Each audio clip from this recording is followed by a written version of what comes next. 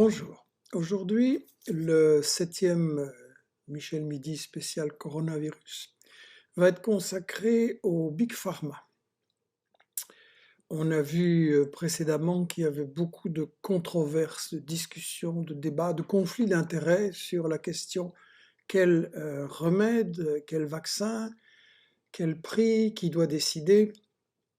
Et ça fait un petit temps que je pense que ce qui est fondamental pour expliquer où nous en sommes, ce qui se passe, qu'est-ce qui va se passer dans cette crise qui s'annonce longue, c'est de comprendre le fonctionnement du pharma business dans notre société, de comprendre les mécanismes, les intérêts, l'impact sur l'ensemble de la vie économique, sur l'ensemble de la vie politique, sur les médias. Et donc, on va parler de ça aujourd'hui. On va analyser pourquoi les médicaments sont trop chers, à partir du quotidien des gens. On va analyser comment fonctionne ou ne fonctionne pas la recherche des médicaments, l'impact de la bourse et des fonds de placement financiers dans le Big Pharma depuis une trentaine d'années, les questions de la recherche. On va analyser les liens entre les milieux politiques et le Big Pharma. On va analyser un peu les rapports Nord-Sud, on y reviendra, et la manière dont les médias travaillent là-dessus. Au niveau des infos brèves du jour, il faut signaler que les médecins cubains sont venus aider l'Italie. On m'a envoyé une image où une institution italienne enlève le drapeau de l'Union européenne et met le drapeau de Cuba à la place. On a remarqué que des députés français de toute tendance, y compris les partis gouvernementaux, ont demandé que la France recourt à l'aide de Cuba face à cette crise. Alors là, effectivement, il serait temps de changer l'attitude de boycott, de sanctions, de dénigrement de Cuba et de s'unir tous ensemble contre cette maladie. Donc on espère que l'Élysée va être mis sous pression pour ça. Du côté de l'Élysée, des nouvelles pas très bonnes, puisqu'apparemment, dans les lois d'urgence, Macron, qui avait fait des belles promesses, s'arrange pour qu'on puisse continuer à attaquer le droit du travail et prendre des mesures au profit des multinationales. On a des rumeurs insistantes, notamment par l'ex-ambassadeur des USA au Venezuela, des menaces d'une attaque militaire, contre le Nicaragua aussi. On en parlera bientôt de ce qui se passe avec le Venezuela. Voilà pour les nouvelles du jour. Et je vais, pour l'analyse du pharma business, me baser sur un très très bon livre paru il y a quelques années, mais qui reste complètement actuel. C'est vraiment tout ce qui était annoncé, c'est intensifié, c'est confirmé. C'est un livre qui est paru chez Aden sous le titre La guerre des médicaments de Dirk van Dupen. Moi, je l'ai ici en édition néerlandaise où je l'avais lu. Dirk van Dupen, à gauche de l'image, est ce médecin de médecine de maison médicale populaire du PTB à Anvers, qui malheureusement est en train de mener le dernier combat de sa vie contre le cancer du pancréas, et j'adresse à lui, à sa famille, à ses proches une pensée très émue. À côté de lui, vous trouvez Johan Hubeck, qui est un de mes consultants extrêmement dévoués, précieux et très très rigoureux. Les deux ensemble ont édité ce livre chez Investigation, L'homme, un loup pour l'homme, les fondements scientifiques de la solidarité. Et donc, on va constater que, en fait, tout ceci était prévu et annoncé, et qu'on a vraiment un big problème quand je prends un titre les multinationales pharma menacent-elles notre santé, c'est pas seulement pour provoquer et accrocher l'attention. Je pense qu'il y a un vrai problème. Je pense que les multinationales et leur système ne sont pas compatibles avec les intérêts de l'humanité sur le plan de la santé et sur d'autres d'ailleurs, mais on le voit ici aujourd'hui. Dire qu'à commencer une étude en partant du fait que, en tant que médecin généraliste à Anvers, il constatait bien que des patients pauvres n'arrivaient pas à se payer les médicaments. Et donc, il a analysé comment fonctionne notre système de subvention des médicaments et de fixation des prix. En Belgique, je pense que c'est en gros la même chose en France, mais en Belgique, en tout cas, j'ai des chiffres précis. L'assurance maladie invalidité, l'INAMI, est financée d'une part par les cotisations sociales qu'on paye sur notre travail, donc c'est nous qui payons ça, d'autre part par une partie de nos impôts, et une troisième part est une série de taxes qu'on paye, par exemple sur l'énergie, etc. Et donc l'assurance maladie coûte cher, et quand on est remboursé d'une grande partie des médicaments en pharmacie, on peut se dire ah, c'est bien, j'ai pas à payer de ma poche, mais en réalité, il faut savoir qu'on le paye aussi, pas de la poche directement, mais sur ses impôts, sur ses retenues, et que donc nous avons vraiment intérêt à ce que le budget de l'assurance maladie et de la sécurité sociale reste dans des limites payables. Et DIRC indique que bien entendu l'assurance maladie sert à payer les médecins, et vu les spécialistes, beaucoup plus que les infirmiers, les infirmières, les kinés, etc., sert à payer les séjours en hôpitaux et sert à payer pour 18% les fournitures pharmaceutiques. Alors, il s'est demandé pourquoi 5 médicaments en Belgique équivalaient à un pourcentage très très important, je cherche les chiffres, de l'assurance maladie invalidité, pardon.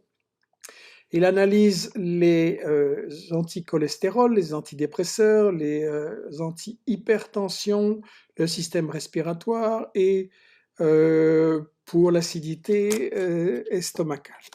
Et en 2004, il indique que les 25 médicaments les plus chers regroupent 36% de notre budget médicaments dans la santé publique et que les prix de ces médicaments sont 40% plus chers. Et donc, il indique que les grosses sociétés pharmaceutiques misent et investissent sur des médicaments chroniques qui doivent être pris pendant des années, voire pendant toute la vie. Et donc, il analyse le Lipitor pour le cholestérol, l'Osec, les médicaments d'AstraZeneca, Cipramil pour les multinationales, l'Amlor pour l'antihypertension, la Pravacine pour le cholestérol, le Cipramil contre la dépression. Et donc, dans ce livre, vous allez trouver toute une série de données intéressantes sur ces médicaments qui ne sont pas forcément les meilleurs, mais qui sont toujours les plus chers et qui donc nous coûtent très très cher. Et voilà, il indique que dans le top 25, il y a 3 médicaments pour le cholestérol, 4 antidépresseurs et 4 pour l'estomac. Voilà une première donnée. Mais peut-être que le problème, c'est que ces médicaments coûtent cher à produire. Non, en réalité, explique Dirk, c'est que c'est le marketing pour ces produits, le marketing pour éliminer les concurrents, parce qu'il montre dans son livre que ces médicaments, en fait, ont toute une série de concurrents qui sont les mêmes, que les molécules sont les mêmes, et que c'est vraiment le marketing, le lobbying qui va faire la différence. Il appelle d'ailleurs ça des médicaments MeToo, c'est-à-dire il explique que le pharma business produit toute une série de médicaments qui sont les mêmes. Si vous allez dans votre pharmacie, il y a bien 1000 médicaments qui sont disponibles, mais en réalité, il y en a très très peu qui sont différents et c'est tous des copies pour essayer de faire plus d'argent.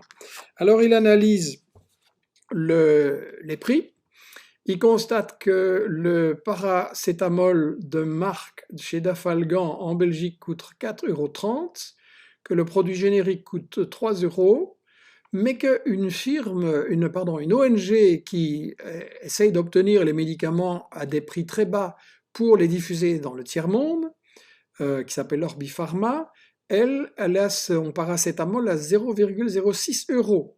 Le diclofenac, donc un anti-inflammatoire, 14 € la marque, 10 € le générique, 0,30 € pour le produit tiers-monde. Et l'amoxicilline, donc un antibiotique, 9,40 € en produit, générique 6 € et pour le Sud 0,60 €. Voilà, il analyse toute une série de choses qui ne vont pas, notamment avec les anti-inflammatoires qui sont plus dangereux et qui sont remboursés et pour lesquels on fait même de la pub, ce qui devrait être totalement interdit, faire de la pub pour des médicaments. Allez, c'est pas des biscuits, c'est pas des bonbons. Et qu'on ferait mieux de prendre le paracétamol pour certains problèmes comme l'arthrose et pas des anti-inflammatoires. Le paracétamol n'est pas remboursé, donc il dit vraiment tout ça est très très illogique. Et pour l'hypertension, il y a des médicaments qui sont meilleurs que ceux qui sont promus et qui sont dans le top 25, mais on ne les produit pas en Belgique parce qu'ils sont trop bon marché et qu'il n'y a pas assez de profit là-dessus. Donc on est vraiment dans un système, le monde à l'envers. Voilà beaucoup de réclames. Il indique aussi pour les anti-inflammatoires, le Nurofen 6,40 €, l'ibuprofène 3 € et c'est exactement le même, c'est le même médicament. Voilà. Et alors ils ont fait, il y a quelques années, ils sont allés avec des patients aux Pays-Bas pour acheter en masse et en se faisant beaucoup de publicité les mêmes médicaments qui étaient vendus à 200 mètres quand vous allez en Hollande. Ils étaient vendus 2, 3 fois moins cher pour certains médicaments. Et donc ils ont fait toute une excursion là-dessus pour attirer l'attention. Et il dit voilà, les Pays-Bas ont les mêmes résultats au point de vue santé que la Belgique, mais leurs médicaments, ils dépensent la moitié moins cher. Et il avait popularisé le modèle Kiwi, c'est-à-dire qu'en Nouvelle-Zélande, le système est tout à fait différent. L'État lance un appel d'offres, les firmes peuvent concourir, celle qui a un médicament correct au prix le plus bas emporte tout le marché, et donc les prix sont beaucoup moins chers, c'est pour ça qu'il avait appelé ça le modèle Kiwi. Voilà donc une première donnée importante. Il a montré aussi que les firmes disent oui, mais on doit vous facturer les médicaments très chers parce qu'on fait des recherches et ça coûte. Et en fait, il montre qu'il y a un grand danger au point de vue de la recherche, et là on est en lien directement avec le coronavirus. On n'est nulle part dans la prévention, dans le traitement. Est-ce qu'il n'y a pas eu de recherche sur tout ça? Pourtant, on a déjà eu des grippes de différentes sortes qui ont attiré l'attention beaucoup. Je citais il y a 2 jours Bill Gates qui avait attiré l'attention. On va avoir une pandémie très très grave, donc il faut le préparer, mais ça n'a pas été fait, donc on va voir pourquoi. Et Dirk, analysant ce problème, dit qu'en fait, le pharma business maintenant influence beaucoup trop la recherche et qu'on n'a plus des instituts publics pour financer les recherches de médicaments, d'épidémies de manière indépendante et massive, et que donc le monde universitaire, dit-il, n'a plus grand-chose à dire sur les priorités qui sont celles dans la recherche.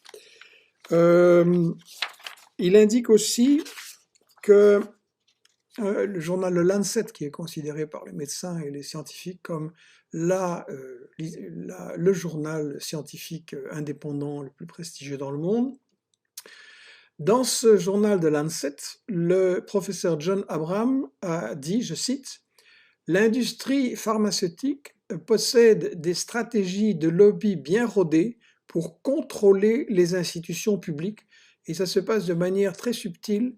Parfois, l'industrie pénètre dans cette institution avec le système des portes coulissantes et des portes va-et-vient, c'est-à-dire que les experts commencent leur carrière dans l'industrie. Ensuite, ils vont travailler quelques années dans les institutions publiques et ils sont de nouveau dans l'industrie. Et là, ils ont une position plus élevée et touchent beaucoup d'argent. Donc, c'est clairement un va-et-vient entre business et institutions publiques qui est de la corruption. Il n'y a pas d'autre mot. Et donc, Dirk mettait beaucoup l'insistance là-dessus et aussi sur le phénomène des lobbies, en disant déjà à l'époque, et ça n'a fait qu'augmenter, qu'il y a 2600 groupes d'intérêt qui, dans le centre de Bruxelles, donc à côté du Parlement européen et surtout à côté de la Commission, ont des bureaux permanents. Je suis de temps en temps dans ces quartiers-là et vous avez effectivement des plaques de toutes sortes d'institutions privées. La Commission européenne elle-même a constaté il y a une trentaine d'années qu'il y avait 10 000 lobbyistes professionnels actifs à Bruxelles et à Strasbourg et que plus de 200 entreprises internationales y avaient un bureau et 130 bureaux d'avocats avec des spécialisés dans cette industrie de la pression.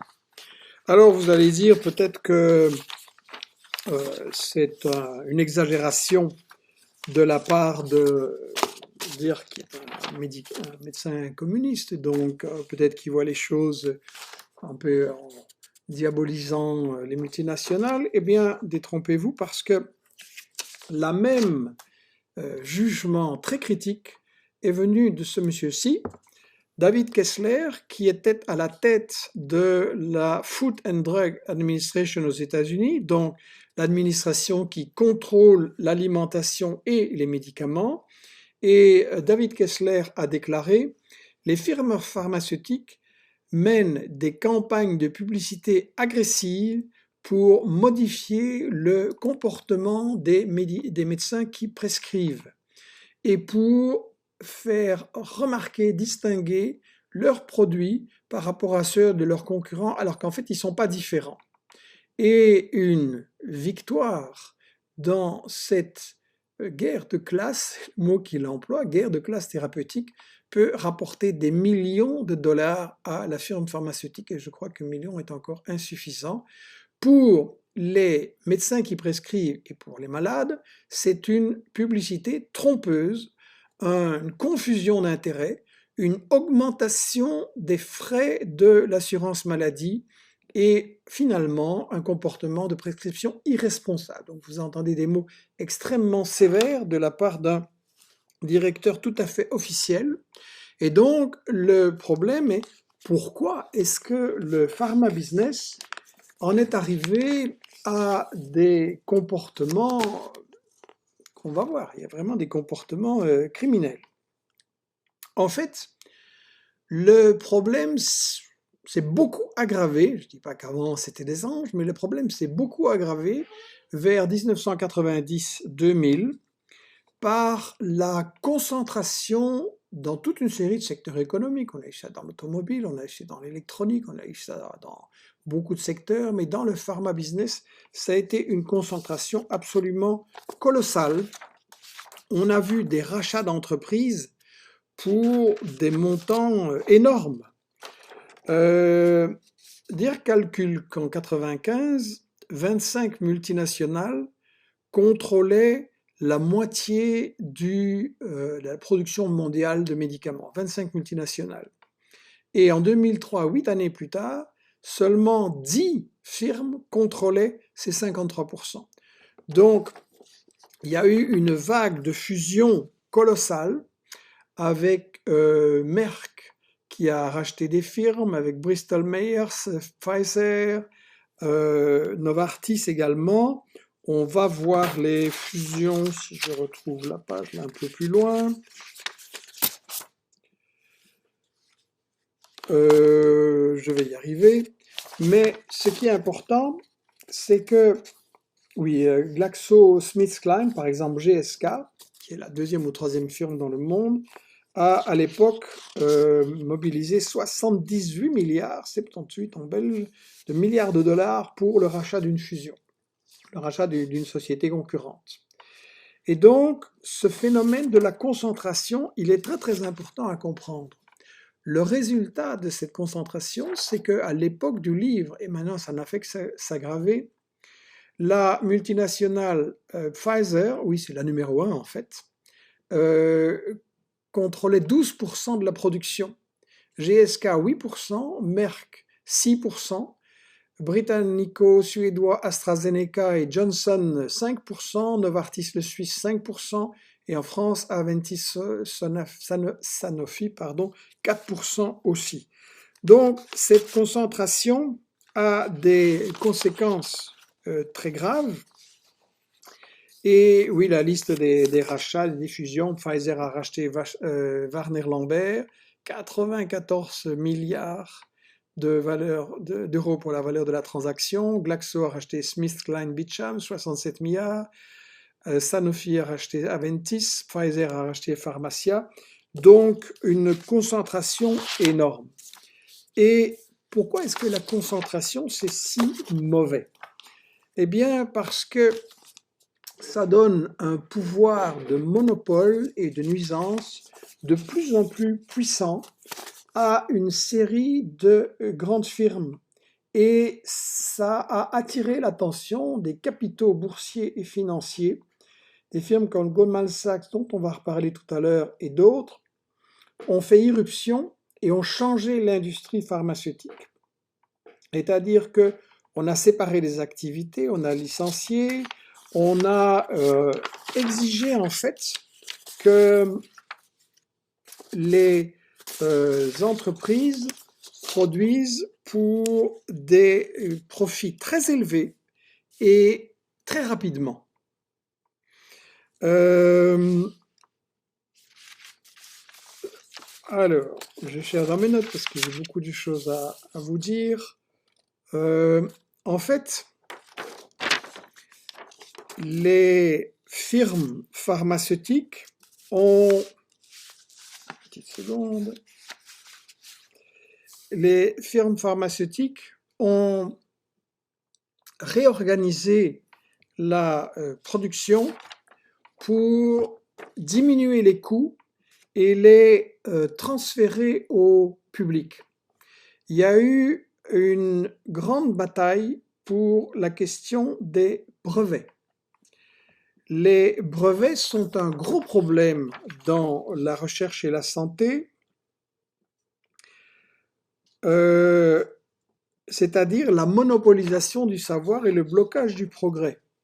On voit que certaines entreprises brevettent rapidement des molécules qu'on a trouvées, même pas des médicaments, mais simplement des molécules, depuis qu'on est capable d'analyser l'ADN et de découvrir le génome, et empêchent l'État d'avoir le monopole de ces recherches.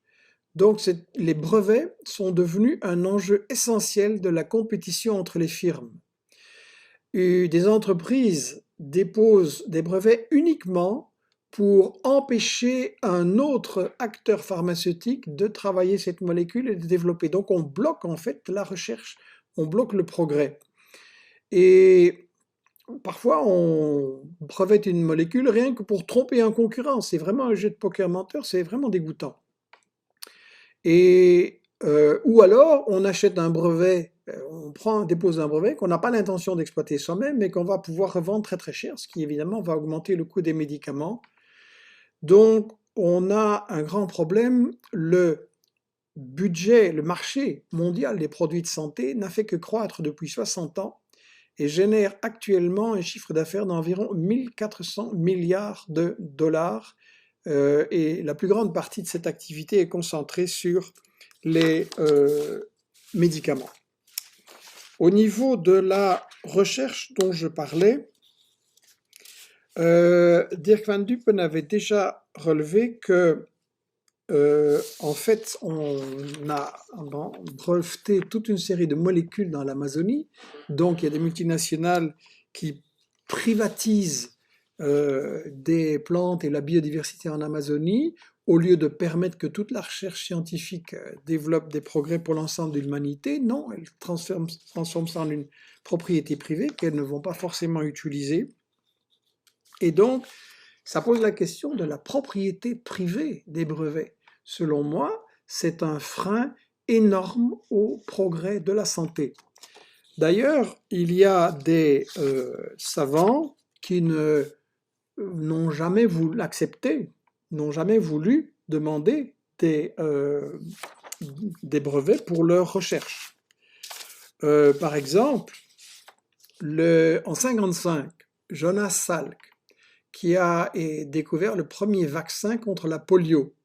À la télé, on lui demande qui détient le brevet sur cette découverte. Et il a répondu, eh bien, au peuple, je dirais, il n'y a pas de brevet. Pourrait-on breveter le soleil? Pourtant, ce brevet aurait pu lui rapporter des milliards. La polio, c'était une terrible maladie dans ma jeunesse. Et donc, il y a des firmes qui se sont fait beaucoup d'argent avec ça, mais lui, zéro. Zéro. Il était juste content d'avoir aidé l'humanité. La situation dans le pharma business a complètement évolué. Je vais vous donner un exemple récent. En 2015, un certain Martin Shkreli, qui est un homme d'affaires new-yorkais de la finance, a multiplié du jour au lendemain par 55 le prix de vente du Daraprim, un médicament qui était utilisé par l'Organisation mondiale de la santé pour traiter la malaria, c'est un fléau encore en Afrique et dans les pays du Sud, ou le sida. Et Shkreli a racheté ses droits exclusifs sur ce médicament, et du jour au lendemain, le prix a été multiplié par 55. S'il coûtait $1, il est coûté à maintenant $55. Ça, c'est vraiment, c'est du pharma gangstérisme, n'est-ce pas? On a eu d'autres scandales du même genre. En 2015, le Sovaldi, un traitement contre l'hépatite C du laboratoire Gilead, a été vendu 41 000 € pour 3 mois de traitement. Ça a été le premier médicament que les autorités de santé ont donc réservé aux gens qui pouvaient le payer. Et il y a des nouveaux médicaments innovants qui maintenant coûtent un demi-million d'euros. En même temps, les firmes pharmaceutiques suppriment des emplois. En France, Sanofi a perpétré, il n'y a pas d'autre mot, 3 plans sociaux, c'est-à-dire des plans de suppression d'emplois, des plans antisociaux, il faudrait dire, entre 2009 et 2015, et un quatrième plus récemment. J'en parle aussi dans le livre Pourquoi Soral séduit avec mon analyse du capitalisme. Donc, on licencie des emplois et on se fait un fric fou. Et des analystes montrent que le secteur pharmaceutique, c'est le secteur à Wall Street ou aux États-Unis où la rémunération des patrons est la plus élevée. Donc on a un vrai grand problème là-dedans. Et le problème, c'est que des firmes de placement financier, des spéculateurs comme BlackRock, investissent dans le pharma business. BlackRock possède 5% du capital de Sanofi, 8% d'AstraZeneca, 7% de GSK, 7% de Pfizer, 6% de Merck, de Johnson, etc., de Bristol Myers. Donc c'est vraiment devenu un énorme business pour les pires vautours de la finance de Wall Street, ça il faut le savoir. Et évidemment, ce sont ces gens-là qui ont fait obliger à monter les prix de façon ahurissante, comme je l'ai mentionné. Je ne vais pas trop développer sur les brevets et sur la financiarisation, parce qu'il y aurait beaucoup à dire, et je vous renvoie au livre que j'ai montré, La guerre des médicaments chez Aden, vous pourrez le lire. Et là, c'est bien expliqué. On va aussi publier sur Investigation des articles qui contiennent tout ceci. Alors, il y a vraiment eu un tournant, et ce tournant change complètement la mentalité ou aggrave terriblement la mentalité du pharma business. Je vais maintenant vous lire une analyse qui est faite par Goldman Sachs. Goldman Sachs, vous savez, c'est un des pires vautours de la finance internationale et de Wall Street. Et ils ont publié en avril 2018 un article d'un analyste, Salvin Richter, ça s'appelle The Genome Revolution, qui pose un problème intéressant.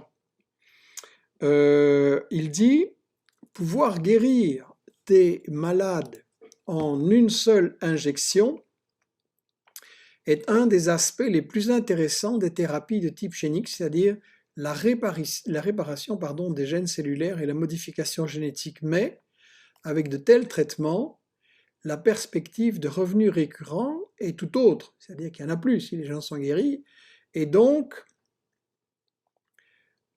Le pharma business, dit-il, est en contradiction avec les intérêts de la société. Il dit ça de cette manière-ci.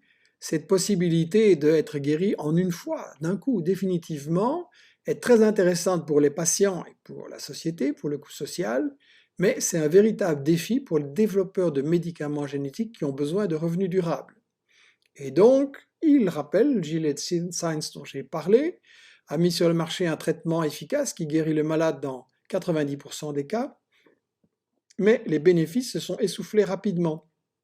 12 milliards en 2015 et seulement 4 milliards en 2018.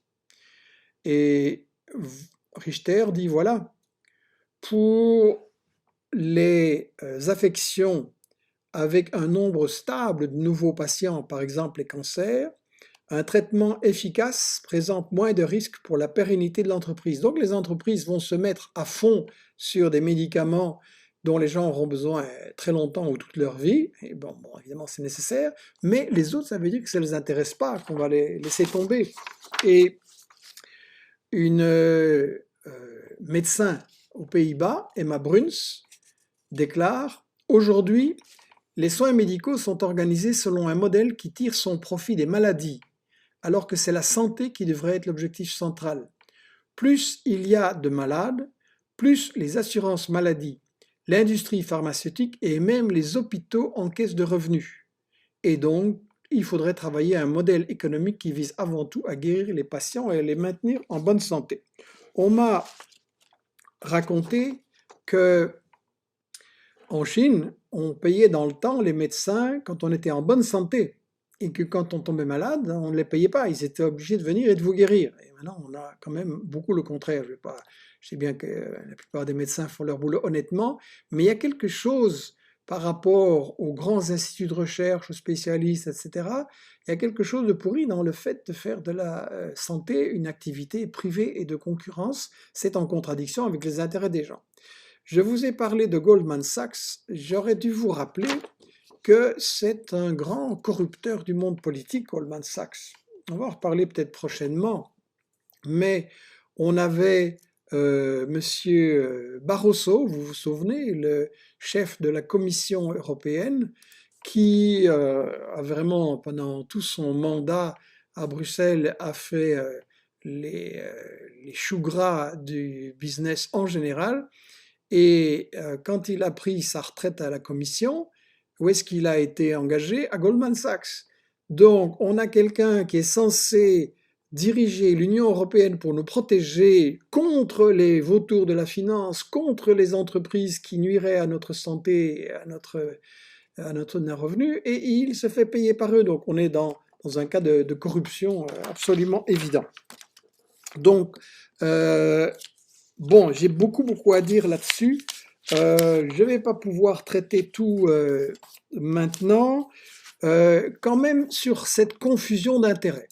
On a ce monsieur-là, c'est un chercheur danois, qui a dit des choses très profondes. Il a dirigé un centre, Nordic Cochrane Center, à Copenhague, et il a critiqué la coopération de ce centre avec le pharma business en disant la principale raison pour laquelle nous prenons tant de médicaments est que les compagnies pharmaceutiques ne vendent pas de médicaments, elles vendent des mensonges sur les médicaments. Je ne dis pas qu'il ne faut pas prendre des médicaments. Il y a des cas où c'est très nécessaire, mais on en prend trop. On est poussé à ça par la publicité, par des phénomènes de corruption, et ça nuit à notre santé, parce que quand on a pris trop, après les médicaments n'ont plus d'effet. Goethe explique, les patients ne se rendent pas compte que bien que leurs médecins en sachent beaucoup sur les maladies, la physiologie, la psychologie humaine, ils en savent très peu sur les médicaments, et qu'en fait tout ça a été concocté et habillé par l'industrie pharmaceutique, et il dit que beaucoup de médicaments sont une cause de décès. Bien, ce chercheur a été licencié de son poste suite à la protestation des entreprises pharmaceutiques. En Allemagne, on a des grands problèmes aussi, et Goethe était très critique sur l'Allemagne. Le problème est que Merkel, que vous voyez ici, Premier ministre, est extrêmement proche de Bayer et de l'industrie pharmaco-chimique en Allemagne. Bayer, il faut le rappeler, qui a dû sa prospérité à la collaboration avec Hitler, à l'exploitation des camps de concentration, et qui n'a pas du tout été épuré après la guerre, ou seulement superficiellement. Et Madame Merkel a été à l'anniversaire de Bayer et faire des déclarations comme quoi Bayer était vraiment fondamental pour l'économie allemande, mais on n'a jamais trouvé aucune mesure de critique chez elle par rapport à tout ça. Pire, elle a nommé ministre de la Santé ce monsieur-ci, Jens Spahn, qui était un lobbyiste du pharma business. Donc, je m'excuse, c'est introduire le loup dans la bergerie. Il faut des ministres de la Santé qui sont issus du monde médical, qui sont en connexion avec les patients, qui se préoccupent de la santé, et pas prendre comme ministre de la Santé des gens qui se préoccupent du pharma business et de vendre leurs trucs. On a un grand problème avec cette financiarisation, j'y arriverai, du pharma business. Et le problème, il a été très très bien analysé par Mariana Mazzucato, qui est professeure en économie de l'innovation et de la valeur publique à l'University College de Londres, et elle a publié un livre, The Entrepreneurial State, l'état entrepreneur, et j'en ai un très très bon résumé et analyse dans cette revue que je vous recommande, Lava. C'est une revue belge trimestrielle vraiment très intéressante, pas chère, sur beaucoup de sujets. Et ils ont résumé le travail de Mazzucato, il est très très intéressant. Parce que j'imagine que certains d'entre vous auront déjà pensé, oui, ils critiquent le pharma business, ils critiquent la recherche, mais enfin, si le pharma business ne fait pas de la recherche pour des médicaments, on ne va pas progresser, et donc ça ne va pas. C'est normal que les médicaments coûtent un peu cher parce qu'il faut financer la recherche. En réalité, là, on est fort manipulé.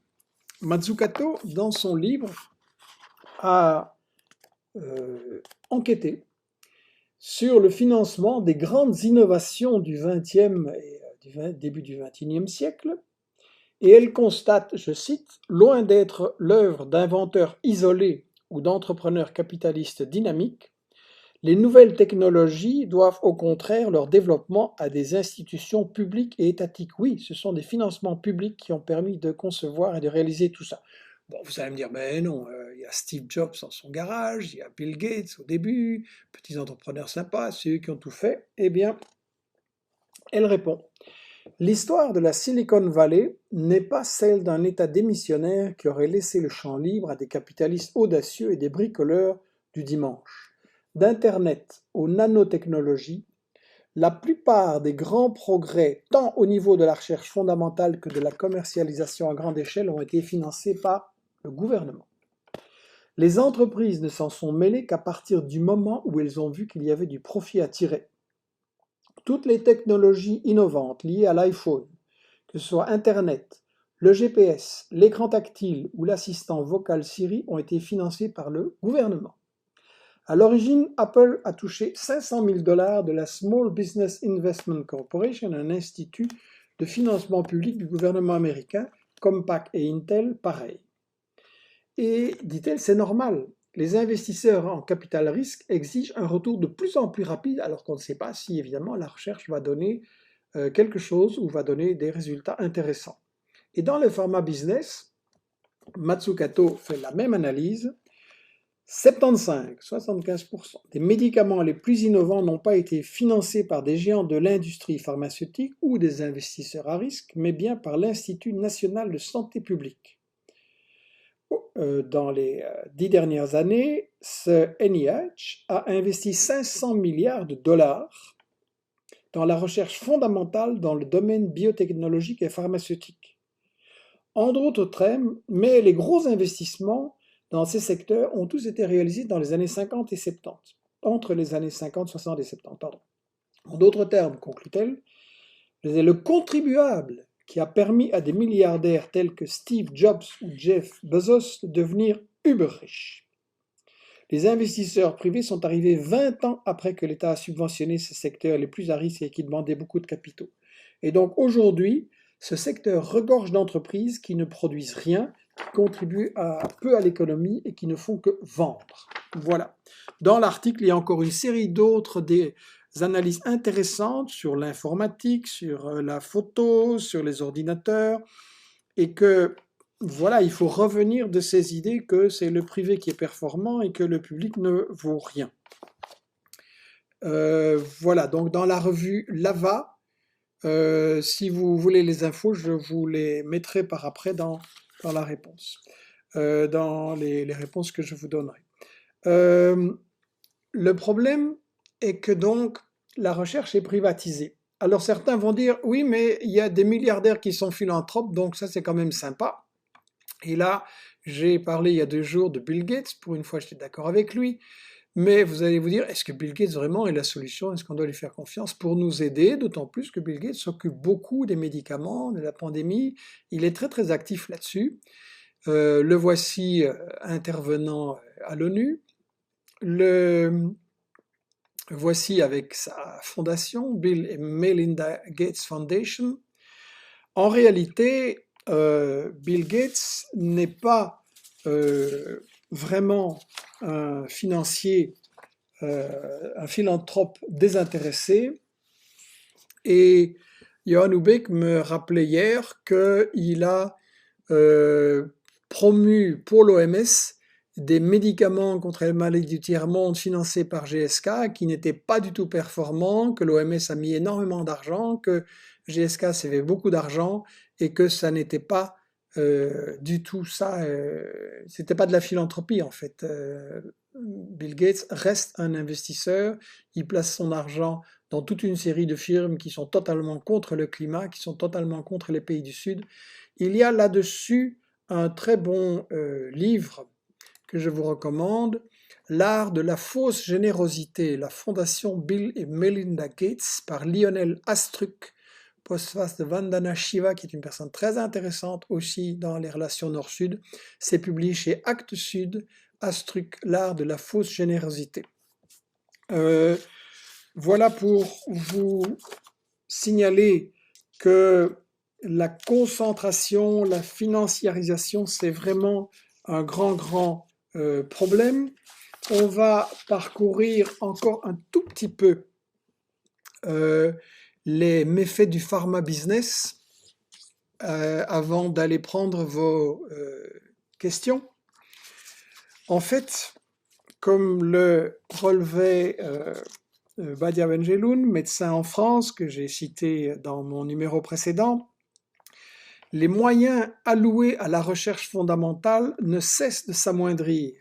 Plus du tiers des chercheurs sont des vacataires en situation précaire. Les financements sont accordés aux sujets qui intéressent les partenaires privés qui, en fait, c'est eux qui donnent les ordres. Il y a eu déjà sous Sarkozy, rappelle-t-elle, des manifestations de chercheurs qui ont été traités avec mépris et considérés comme un phénomène exotique et corporatiste. Bientôt, met-elle en garde, nous n'aurons plus de recherche indépendante du privé et les précaires constitueront la moitié des travailleurs. Ça, c'est un avertissement à prendre très au sérieux.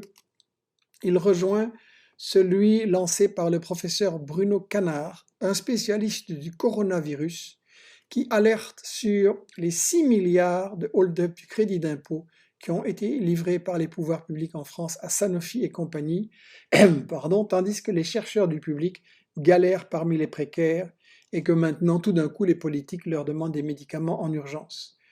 Canard travaillait à Aix-Marseille, au CNRS, sur ça, avec une équipe, et nous avons participé, dit-il, à des réseaux collaboratifs européens. Nous avons trouvé des résultats en 2004, mais en Europe et en France, la tendance est à mettre le paquet en cas d'épidémie et ensuite on oublie. Là, il va falloir s'en souvenir, sinon tout va recommencer. La science, dit-il, ne marche pas dans l'urgence et la réponse immédiate. Ça, c'est contre les profits du pharma business et la logique du business. Avec mon équipe, dit-il, nous avons continué à travailler sur les coronavirus, mais avec des financements maigres et dans des conditions de travail qu'on a vu peu à peu se dégrader. Je me suis demandé si quelqu'un lisait mes rapports. J'abrège le papier qui est très intéressant, qui a été publié sur le site de François Ruffin, donc vous pouvez certainement le retrouver, Bruno Canard. J'abrège, mais je vous cite quand même une ou deux phrases qui vraiment doivent révolter tout le monde. J'ai pensé, dit-il, aux dizaines de milliers d'euros que j'ai avancés de ma poche pour m'inscrire à des congrès internationaux très coûteux. Je me suis souvenu d'avoir mangé une pomme et un sandwich en dehors du congrès pendant que nos collègues de l'industrie pharmaceutique allaient au banquet. J'ai pensé au président Hollande puis à Macron qui ont continué ce hold-up en faveur du pharma business. Je me suis souvent demandé si j'allais changer pour un boulot inintéressant, nuisible pour la société et pour lequel on me payerait cher. Non. J'espère par ma voix avoir fait entendre la colère légitime très présente dans le milieu universitaire et de la recherche publique en général. J'appelle les chercheurs à nous envoyer des témoignages, des coups de gueule de ce genre, des analyses, des chiffres pour montrer comment la recherche fondamentale, c'est-à-dire notre avenir, est mise en danger par des pouvoirs politiques liés au business. Vous pouvez trouver ce papier aussi sur le site universitéouverte.org. Voilà. Dirk Van Dupen avait analysé des scandales en matière de recherche. Par exemple, GSK, GlaxoSmithKline, mène une recherche, une enquête, des tests en Angleterre en 98 sur l'antidépresseur Seroxat. Et puis, il y a une note interne dans l'entreprise qui dit le Seroxat, il ne marche pas plus qu'un placebo, c'est-à-dire un médicament qui ne contient rien du tout et qu'on administre aux gens pour voir qui estime que ça va mieux. Et pire même, on a constaté que le médicament augmentait le taux de suicide ou de pensée suicidaire parmi les dépressifs. Et donc l'étude a été complètement cachée sous silence, on ne l'a absolument pas communiquée. Donc il y a de vrais scandales au niveau de la recherche. Dirk Van Dupen insistait sur le fait que l'industrie pharmaceutique s'infiltre dans les bâtiments même de la recherche universitaire. Il citait l'exemple de l'hôpital Erasme à Bruxelles ou de l'hôpital de l'université de Gand, où ils sont carrément dans les bâtiments. Le centre à Gand a reçu le nom de Pfizer, centre de recherche analytique. Donc, ça ne va pas, quoi. C'est pas le pharma business qui doit déterminer sur quoi on travaille et dans quelle direction. Dirk signalait aussi des cas de corruption, seulement un. Le New York Times a révélé en 2004 que Janssen Pharmaceutica avait corrompu, acheté des fonctionnaires pour placer des médicaments, des listes de pour adapter les listes de médicaments dans les prisons d'État et dans les hôpitaux psychiatriques. Un inspecteur public de l'État de Pennsylvanie, Alan Jones, avait pris Janssen la main dans le sac, pour la distribution de petits voyages cadeaux, de repas dans des restos chics et d'honoraires de $2000 à des fonctionnaires publics. L'inspecteur a perdu son job, il a été retiré de cette, il n'a pas perdu son job, mais on lui a déchargé de faire cette enquête, il a fait un procès et il a accusé ses supérieurs de malversation au détriment de l'industrie publique.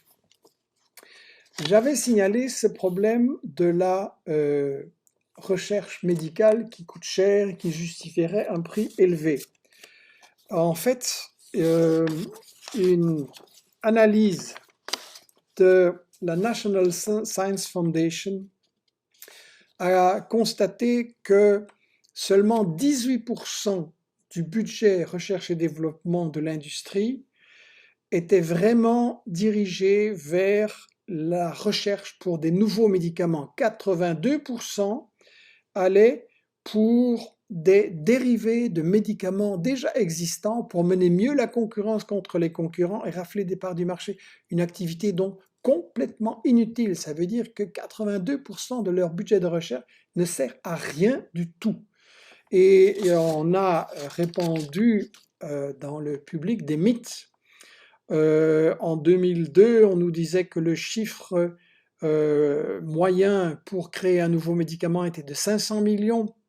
En 2004, on nous disait que ça coûtait 800 millions et que c'est une étude qui venait ce chiffre venait d'une étude de Joseph Dimasi, du centre de lobbying des médicaments.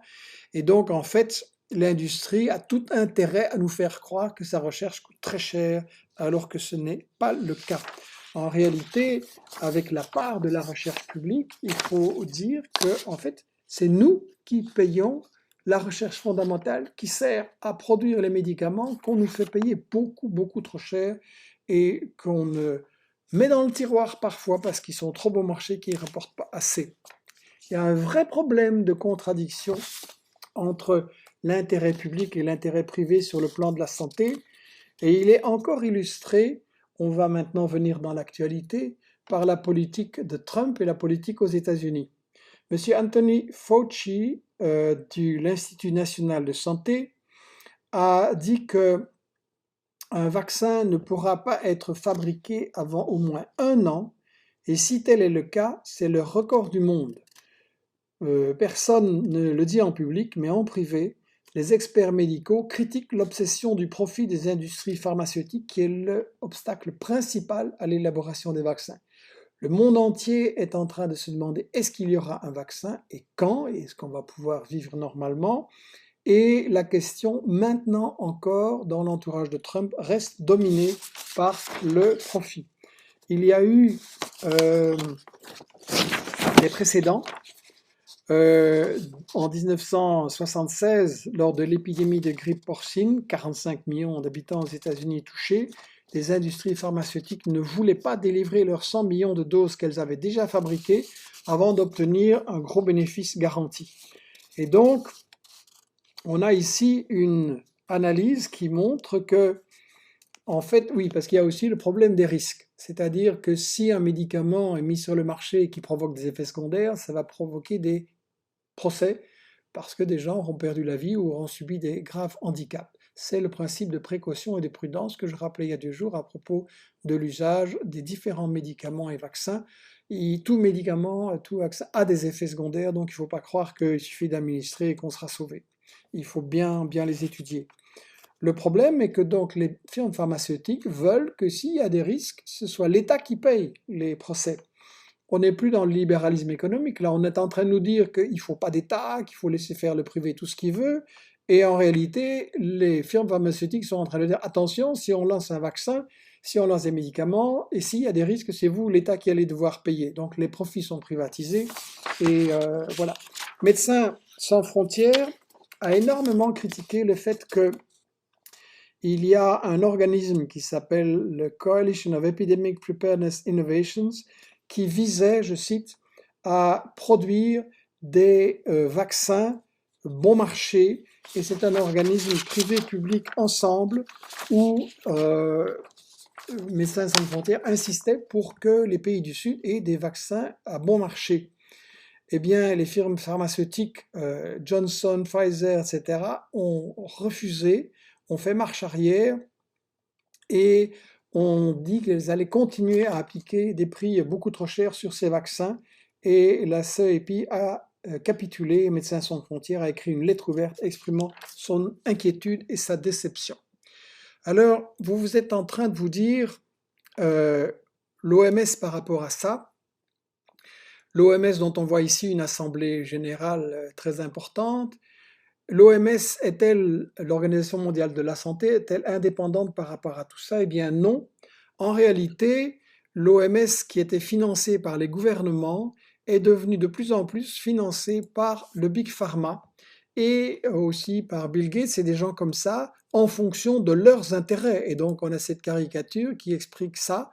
Le Big Pharma a poussé l'OMS à diffuser dans les Suds des médicaments qui n'étaient chers, pas forcément les meilleurs et parfois nuisibles. Donc on a un vrai problème avec ça et ça pose la question de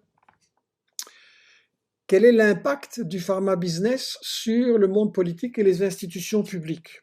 Alors j'avais préparé une série de notes intéressante sur ça, mais je vois que j'ai déjà pris beaucoup de votre temps.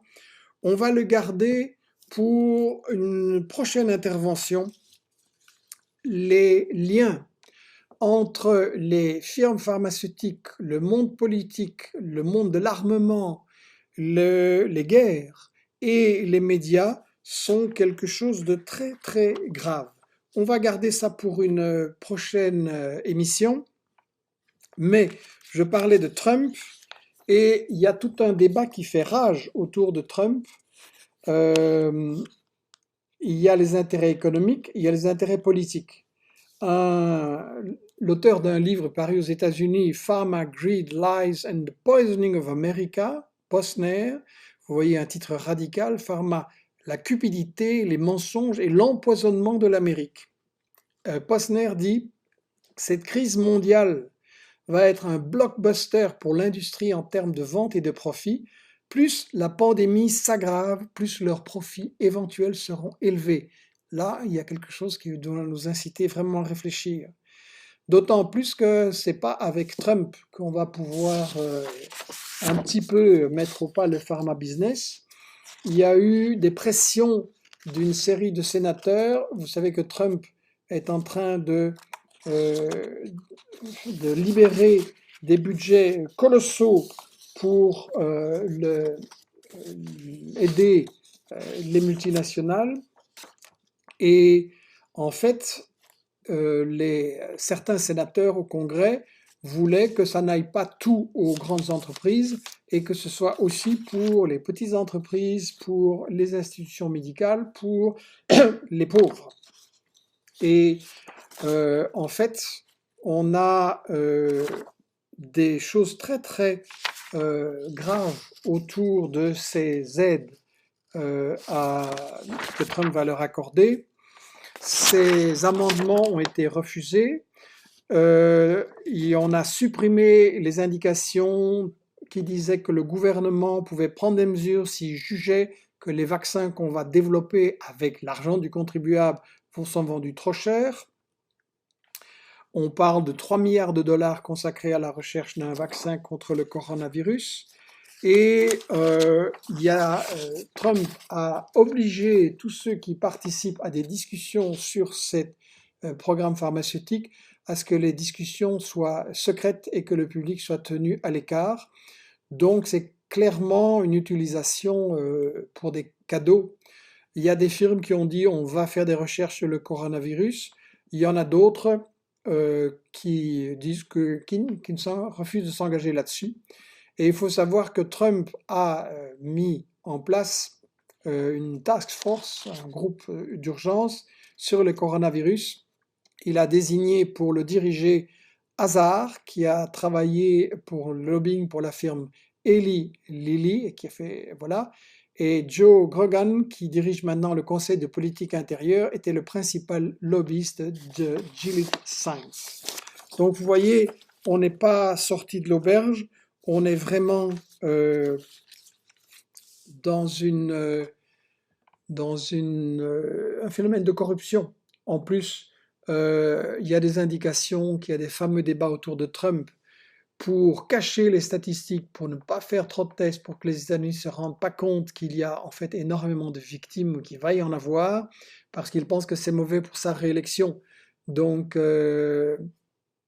on a vraiment un très très grand problème de moralité publique. Ça veut dire qu'aux États-Unis, mais dans d'autres pays aussi, se pose le problème de la démocratie, se pose le problème du contrôle populaire sur ce que font nos institutions et nos dirigeants politiques. Et ça, c'est relevé par notamment une journaliste qui s'appelle Anne Applebaum, qui dit que voilà, c'est extrêmement dangereux, ce que c'est pas du tout quelqu'un de gauche, loin de là, que c'est extrêmement dangereux. Voilà des indications que ce n'est pas parce qu'il y a une telle urgence qu'on peut démissionner et faire confiance à nos pouvoirs publics. On voit ce qu'elles ont déjà fait précédemment, on voit qu'elles essayent de faire passer toute une série de choses qui ne sont pas dans notre intérêt. Alors, ça ne veut pas dire qu'il ne faut pas appliquer les consignes de confinement, les mesures de sécurité, il faut les appliquer de façon radicale. Et j'ai indiqué que on nous a mis en garde trop tard et qu'elles auraient dû être prises plus tôt et que dans d'autres pays, ça a donné des bons résultats justement parce que les mesures ont été prises radicalement, quel que soit l'avis sur l'économie. Alors on a le problème de, pardon, le problème de l'information qu'on nous donne là-dessus. Je lisais dans le quotidien belge le soir, je lis chaque matin, je lisais quelque chose, le Big Pharma s'engage dans la bataille sans se renier. La recherche scientifique redouble d'efforts pour contrer le Covid-19. L'industrie pharmaceutique tente de sauver le monde sans oublier ses propres intérêts. Alors là, il y a beaucoup de confusion parce que on indique qu'effectivement, il y a un nombre de plus en plus petit de firmes pharmaceutiques qui dominent la production des médicaments, mais qu'est-ce qu'on en dit? Je cite, l'expert consulté recommande d'éviter les visions manichéennes. Les firmes le disent elles-mêmes, c'est l'aiguillon de la concurrence qui les fait bouger. Pour autant, il ne faut pas imaginer qu'elles ne se parlent pas du tout. Elles se parlent tout de même et veillent bien sûr à ne pas ébruiter leurs secrets. Donc là, on est dans ne pas ébruiter leurs secrets, ça veut dire empêcher les concurrents et des informations qui leur permettraient de trouver un vaccin plus vite. C'est scandaleux ça. Le même expert dit, dans ce secteur, il y a eu pas mal de rachats. En termes de coopération, voir des firmes grossir, c'est plutôt positif. Je répète, en termes de coopération, voir des firmes grossir, c'est plutôt positif. Là, je suis scandalisé. Cet article est rédigé par William Bourton, qui dirige la rubrique des opinions et des idées, et qui censure systématiquement les choses qui ne lui plaisent pas, les cartes blanches et les lettres ouvertes qui ne lui plaisent pas dans cette rubrique. Mais dire que la concentration, c'est bon pour la recherche et le progrès, je m'excuse. Ça veut dire que de plus en plus de firmes contrôlent et peuvent décider de bloquer des choses qui ne sont pas dans leur intérêt. Donc, c'est un autre modèle de santé publique et de recherche de la santé dont on a absolument besoin. Donc, je voudrais dire que le problème de l'information sur ce qu'on nous dit est très très important. Il y a beaucoup de fake news, il y a beaucoup de complotisme sur Internet, il faut faire très très attention.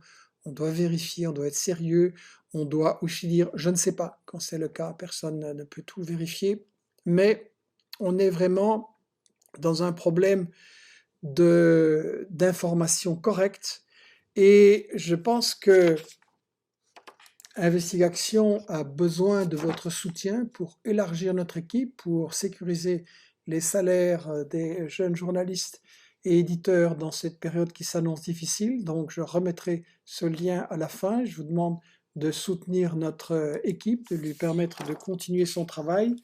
Mais je pense que ce qui est très très important, c'est de voir que la solution ne viendra pas des élites économiques et des élites politiques. Ce sont elles qui nous ont amenés dans cette situation. La solution viendra d'en bas. On a révélé, il y a un jour ou deux, que la ministre française de la Santé aurait averti Macron en janvier que c'était très grave, qu'elle avait étudié l'expérience chinoise, qu'il fallait prendre des mesures radicales, qu'il fallait prendre des mesures beaucoup plus radicales, et que Macron et son entourage auraient décidé non, non, on va maintenir les élections et on ne va pas prendre ces mesures qui feraient du tort à l'économie. Donc voilà une info à vérifier, à creuser, à approfondir. Moi, je pense que Macron obéit au MEDEF et au 1%, et que donc il n'est pas le défenseur de nos intérêts. Et je pense qu'on a besoin de beaucoup plus de démocratie dans cette crise. Le virus risque de revenir dans une deuxième vague.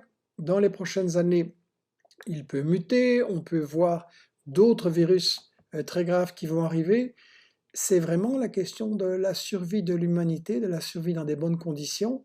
Et donc, on a besoin de prendre en main radicalement non seulement les médicaments, les vaccins, le traitement de cette crise, mais surtout la prévention, comment nous protéger, comment protéger nos enfants. Je crois que les pharma multinationales ont fait faillite sur toutes ces questions des épidémies et sur le corona. On voit que les Chinois et les Cubains, il y a eu des erreurs en Chine dans la première période, on est bien d'accord, mais une fois que le problème a été pris radicalement en main, ils ont été beaucoup plus efficaces que les politiques menées en Europe et aux États-Unis. Donc il faudra en tirer des leçons. On va revenir sur ça prochainement. Je crois qu'il faut s'interroger sur cette idée que notre société ne fonctionne pas bien.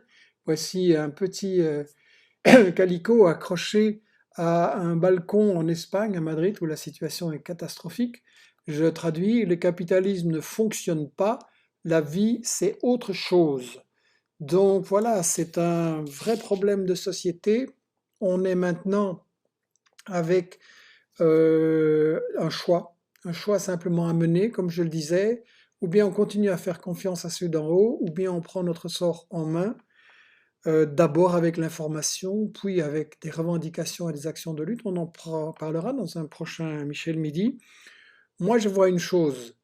On a des gouvernants qui prennent des mesures d'urgence, qui envoient l'armée dans les rues pour surveiller les gens, sous-entendu, les gens ne sont pas responsables, ils font pas ce qu'il faut, etc.